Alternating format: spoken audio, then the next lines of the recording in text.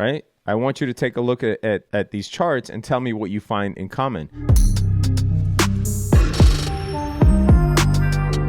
What is going on, traders? Welcome back to the Traveling Trader. Happy Monday, Tuesday, Wednesday. Happy Wednesday to you. The days are kind of melding together in this quarantine, not just for me, I'm sure for all of you out there. I hope you guys are staying safe, entertained, educated throughout this whole process. This is a great time to really brush up on learning TA and new strategies in the markets that you may have not been exposed to before. But today I wanted to talk about how I doubled my portfolio. Obviously, you see the market in shambles, right? We see almost 4% down across the board on the major indexes. I've made countless videos about how to take advantage of a down market, showed you the different methods to short, whether that's using inverse ETFs, options, or directly shorting the stock itself. I'll link a video here for you to go back and check out, but I'll actually show you how we did that on a number of trades yesterday. I actually used all three methods, and I'll go over the number one indicator that I used to allow me to find these short positions, these optimal short plays. Now, I don't want to put you under any kind of illusion. I'm not saying that there's one indicator that works all the time,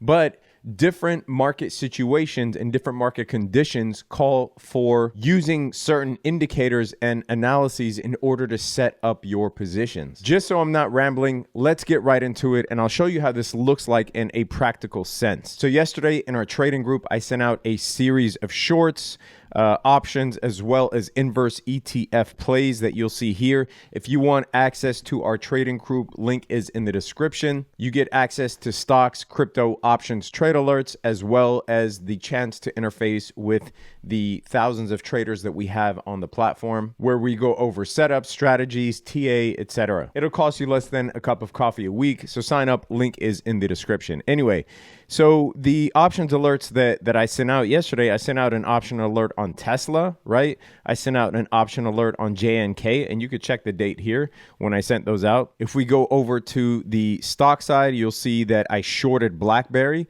right, just before market close because earnings were coming up. And I also bought SPXS, which is the inverse ETF that tracks the S&P 500 to an inverse. All those positions combined, I was able to almost double my portfolio today. So here's how the charts look on those, right? And it's crazy because when you see this, it'll look like magic. I mean, a lot of people like to knock TA in exchange for using fundamentals only. But if you're a real trader, you can actually use both to your advantage. So yes, fundamentals can tell you a little bit about what might come in the future, whether interest rates are going to rise or fall, whether unemployment numbers are going to rise, whether a company might miss earnings, etc. However, how do you know from what level to enter and exit? How do you know what is an optimal level to get into if you're a trader? So here's BlackBerry's chart.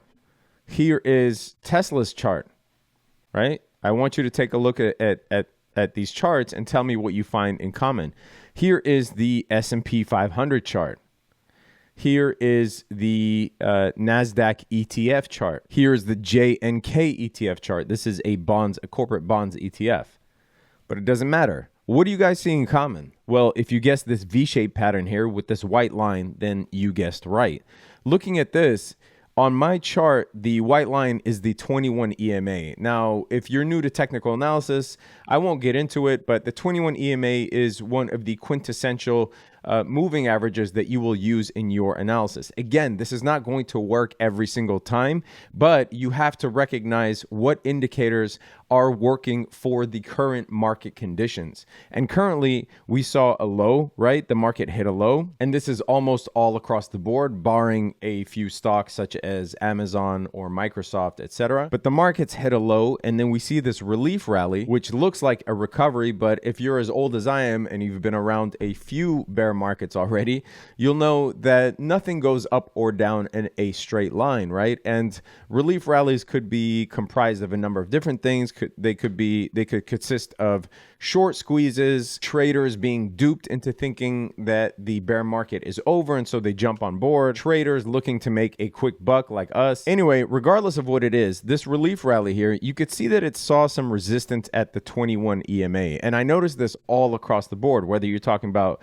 the S&P, whether you're talking about Tesla, whether you're talking about Blackberry. So essentially, I set up shorts on all of these instruments in a number of on all of these assets using a number of different instruments. Like I said, the S&P short, I did that using an inverse ETF, which is SPXS. Today, this is up 12%. JNK, which is the corporate bond ETF, again, coming up on that 21 EMA there. I engaged in what's called a call credit spread, where you're selling a more expensive call option at a certain strike price and buying one that's cheaper in order to limit your risk. But essentially, the position itself is bearish. Same thing with Tesla, call credit spread. And you see Tesla down 7%, made over 50% on JNK and on Tesla call credit spreads. Blackberry, I just shorted this directly. And Blackberry was very interesting because not only was it coming up on the 21 EMA, but its earnings were yesterday. So this was actually a bit risky. And if you look at the earnings calendar, here are all of the companies that are reporting earnings this week, or at least all of the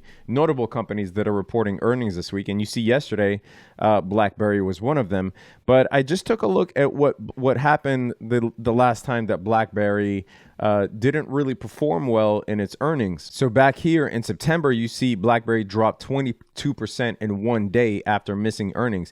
And in this case, it did beat earnings per share estimates here. However, it did fall short of sales earnings. And you can do some research on the day of earnings to try and find analysts' expectations of what is going to happen to that company for that earnings day. And yes, it is a risky play, but as long as you manage your risks and know how to hedge and know how to get out or exit in case the play doesn't go your way, then taking a managed risk is fine. So I sold BlackBerry at around $4.07 yesterday, as you'll see here in the alert. Here's my entry on BlackBerry, $4.07. As of this morning, this position was up almost 15%, and now it is up 16.5% as BlackBerry continues to drop. So really, all of these plays were based on obviously the fundamentals, right? That the virus situation is only going to get worse. The non-farm jobs report is coming out on Friday.